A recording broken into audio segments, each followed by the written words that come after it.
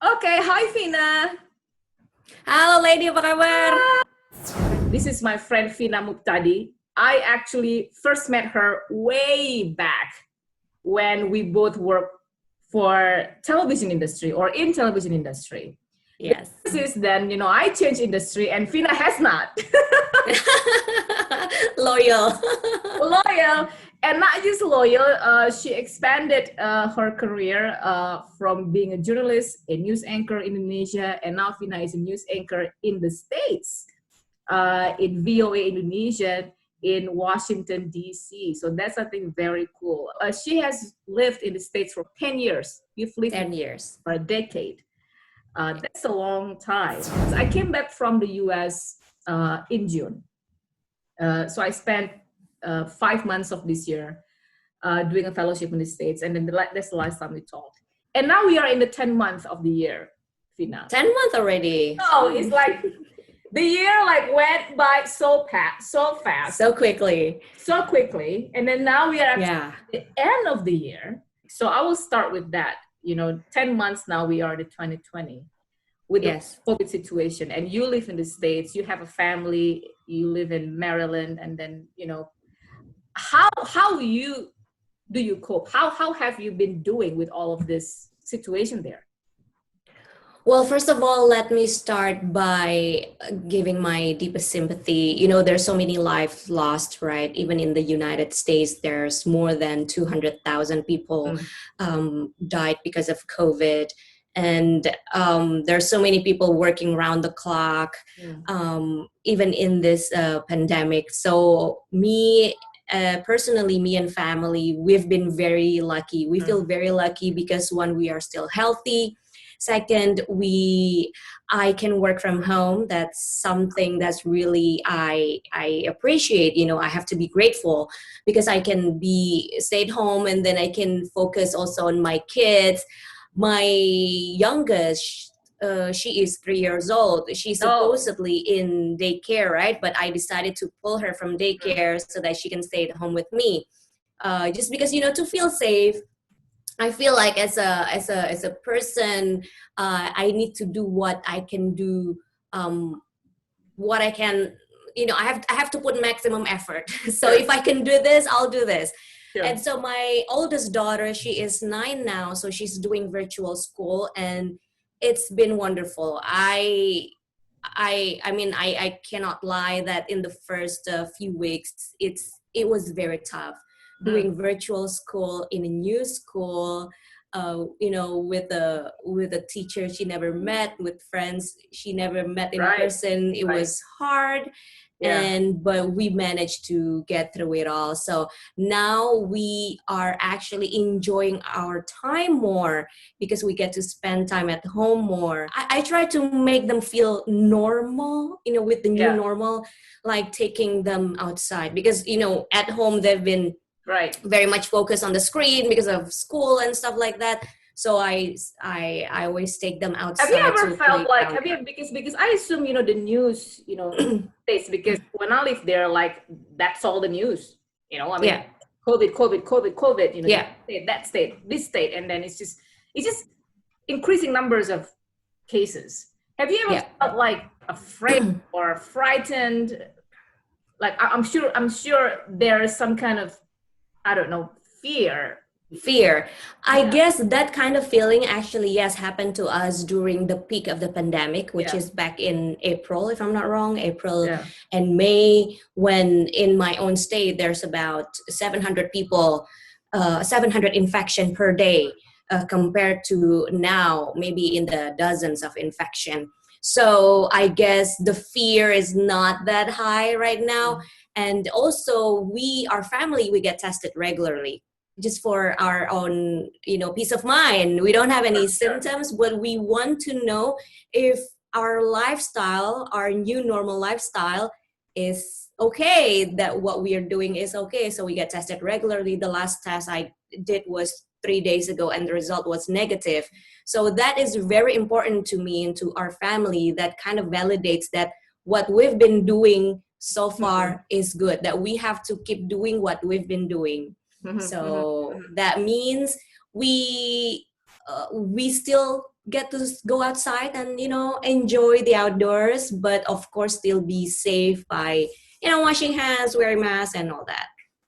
Is your family in Indonesia, because you still have, family who live, family members or relatives who live in Indonesia, and then how worried, were they? Because, I mean, when I lived there, my family in Asia only follow the development from news, and to be honest, a lot of them kind of scary, right? If you saw the news about how is it in the States, they kept asking me, like, is it that scary? So how's your family?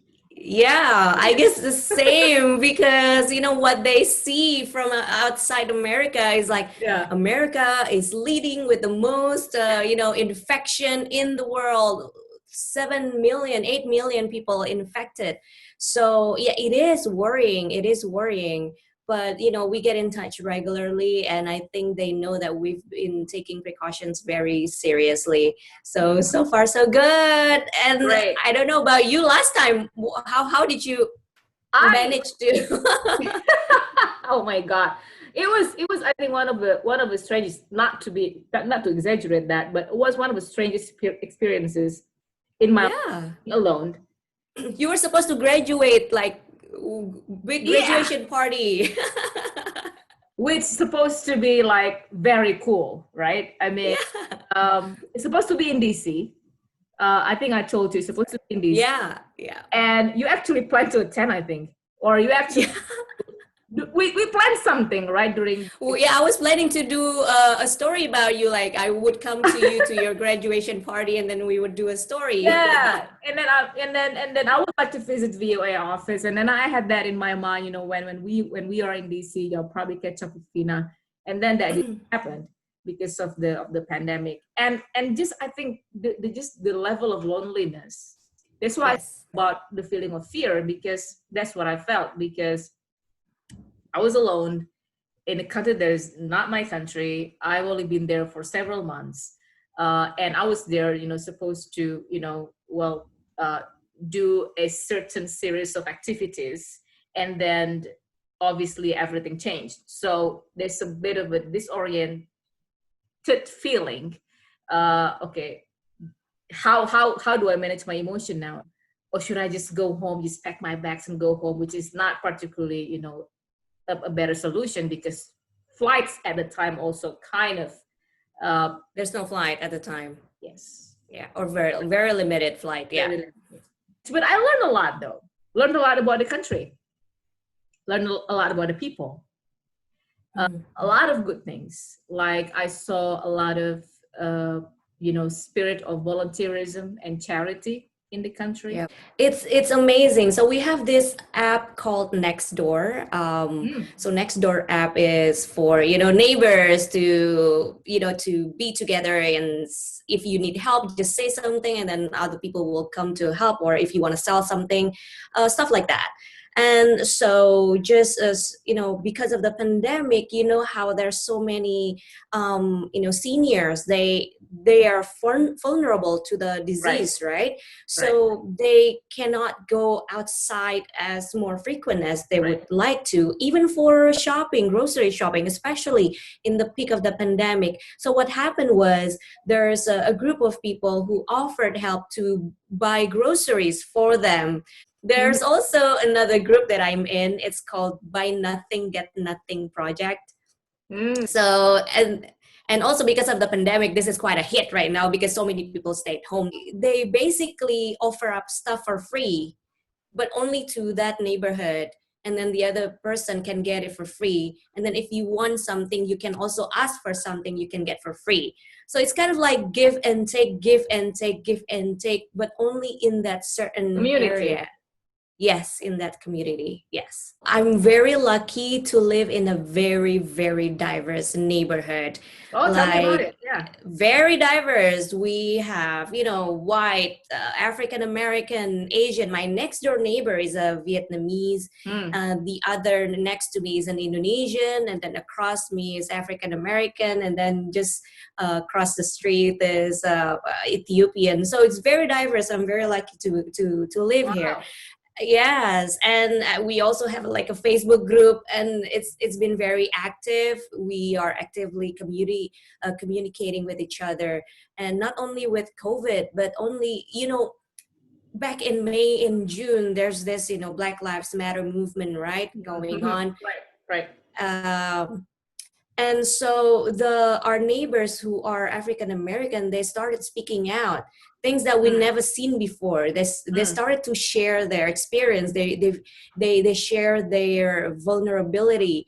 They share how there's this one doctor, when I'm with my white coat on, people are very say, they're nice to me, but then when I take off my white coat, and then they feel like they're very suspicious of me. So there's this one post, and then suddenly all of our neighbors start chiming in, we're here for you, everyone is accepted here, everyone is welcome here. So that kind of bonding, that really, really, really nice thing to see. I think that's great. I would like to back up a little bit. The story of you going to the States. You went to the States, okay, and have a new life. Because, honestly, Vina, I've lived in a foreign countries twice. I live in the UK like a decade ago, and then I just came back from the States a couple of months ago. 10 years apart from those two experiences, one fact's still the same. There are not too many Indonesians who live abroad, have a career. Even as students, maybe we see increasing number gradually, but compared to other countries who have big populations, still not too many Indonesians studying abroad as well, getting education for obviously a number of reasons. So tell me about it, like, how was it when you decided, I'm going to go to Washington, D.C.? Yeah, how was it? Well, like you mentioned, there's a process and progress, right? I think we all do that as human being. We make progress, and I think what drives me back then to move overseas was that, I don't know, part of it was just being adventurous. I guess that really plays a big part of my decision. I want to do something new, and not here, not in Indonesia, in another country. I think also at the time before I went to the US, actually I worked in Singapore for 2 years as a journalist as well. So that kind of like opened up my door more, not just a tiny bit of door, but like very big opportunity just kind of opened up for me. And VOA was the work that I already, I really wanted to, like, udah incer for a very long time, since when I was in Indonesia. Yeah. So that kind of my big goal. That's it. Well, what was the challenge, Vina? I'm guessing now, even though it's still the same industry, even though it's still television to television, but it's still different. Yes, of course. It's very different working as a journalist back in Indonesia, even in Singapore and in the US, because they have their set of tradition. I guess they're different in so many ways. One, maybe like in Indonesia, you can easily find someone on the street to talk to or to interview. Like everyone would squeeze in front of the camera, me, something like that. Yeah, right. But here you cannot just approach, especially children. You cannot just approach children, because here parents are very protective of their children. So to interview children, you have to have permission from their parents. So and then you cannot just come to one place and then knock on the door. No, here you have to make a phone call first. Hey, can I come on this?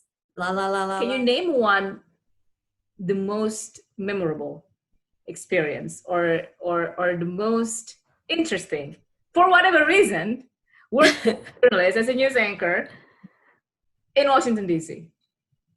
Oh, so as a professional. Yes. Okay. Yeah. I don't know, maybe when I was there's so many things, but it was back in 2016 okay. I covered the Obama inauguration. What year was Oh, that? I don't know. Okay, so the second 2008? inauguration of Obama, I get to be inside the Capitol building. So if you see the picture, the inauguration was attended by maybe about 1 million people from Capitol building all the way to National Monuments. So many people. But as a journalist, I get to be in there, like very in the very front, Wow. and I don't have to look at the screen to see Obama or Beyonce Wow. singing. I can just look at them on the stage. So it's quite an amazing experience. Yes. Obviously, I cannot resist myself not to mention this. The United States is now heading to election, right? Yes. And a lot of people in the world follow US election. How is the situation there during the election? I'm not asking you to do political analysis about the two candidates, but as a citizen, how do you feel? Okay. Well, of course, this election is very much different from the previous elections because we are in the middle of the pandemic right now, right? So, but from what I see, at least from, in my community, people are very enthusiastic about doing this election, and they want to do it without going to the polls, but by going to the ballot boxes in around the neighborhood. So now there's, at least as of today, there's maybe about more than 47 million people in America. They already cast their ballot either by mail or by in person, because they can go to the place to cast their ballot now before November 3rd. So considering almost maybe around 50 million people already cast their ballot, this is a record in America for the highest post, sending a ballot by post. So I think some people, they are still worried about the pandemic. They still worried about catching the virus, so that's why they avoid going to the polls on November 3rd. But at least what I can tell you from my state, Maryland, especially in my neighborhood, people are very excited. If you go around my neighborhood, you will see signs, like some people put Biden signs on their porch, another put Trump signs on their porch. So it's Do you pesta agree demokrasi. do you agree that people keep saying that this is critical for people to vote? How do you feel about that? Yes. Definitely. First, it's the pandemic, and also because of the pandemic, now that the economy is also very important to so many voters here, because they see their paycheck has been reduced or even gone. They lost their jobs.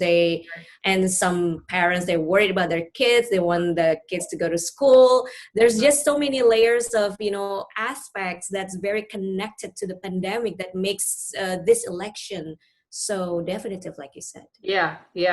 Because you interviewed a lot of Indonesians in the US doing things. I was one of the people that you interviewed, actually. Yeah, that's right. I was in the States. So you've met Indonesians who went to the States, who are in the States, either to study, to work, and they do a lot of, or they've done a lot of impressive stuff, impressive things, right? Yes. So when you saw that, how do you feel as an Indonesian yourself? I feel very proud, very, very proud, like so amazing all of the things that they can achieve. It's very empowering to learn from them. Yeah. But do you have any particular message, particularly for people who have this dream right now, as they watch this video, probably, who have this desire, aspiration to make it, let's say, to wherever, outside, the country. They want to see the world, they want to explore the world. They want to live overseas. They want to work overseas. They want to go to the States.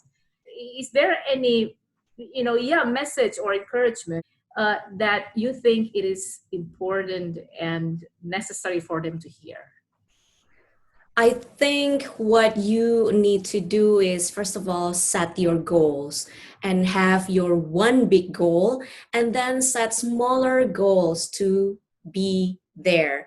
So sort of like a stepping stones. This is where you're gonna arrive, and then set your stone one by one on how to get there. Start small, and then as you go along, the stepping stones will get bigger and bigger and bigger, and then finally you will achieve your goals. Of course, everyone is different, everyone's situation is different, but yeah, maybe we can do what's best for our path. That's great, Vina. That is again always inspiring to hear my friends doing all kinds of cool stuff around the world, particularly my Indonesian friends. Thank you. Thank you so much, though. Thank you so much for. You're amazing too. Oh my God! By the way, it's so unfortunate that we couldn't see each other in DC. Yeah. Like if there's no pandemic, trust me and Vina, we had something planned, right away. That's right. When I arrived. But all I can wish to you, Vina, stay Thank you. Healthy for your family, your beautiful daughters. They all Fina's eldest daughter is so smart. Thank you. Actually has her own YouTube channel, right? Yes, Ukalana. Yeah, Ukalana channel. So popular too. A lot of followers. Smart young lady. My best regards to your family, and keep the good work in DC, Vina. Thank you so much. Thank you for having me here, Ledy. It's always nice to talk to you. And it's always nice to talk to you.